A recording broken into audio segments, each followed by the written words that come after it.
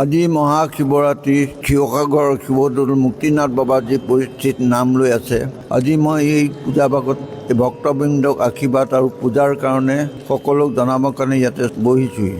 মোৰ নাম হ'ল সুৰেশ বৰঠাকুৰ, ইয়াৰ প্ৰধান পূজাৰী।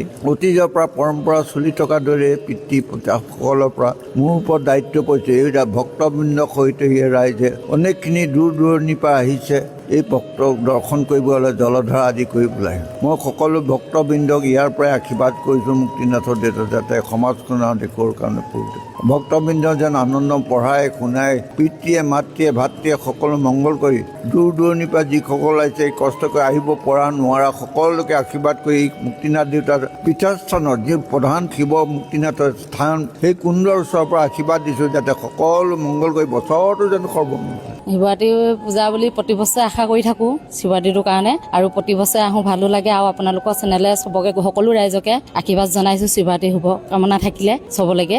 ভিৰটো বহুত দেখিছোঁ, কিন্তু এইবাৰ অকণমান কমতি নিচিনা লাগিছে। কাইলৈও আছে বুলি কৈছে নহয়, প্ৰতি বছৰে তেনেকুৱাই ভিৰে দেখোঁ বাৰু।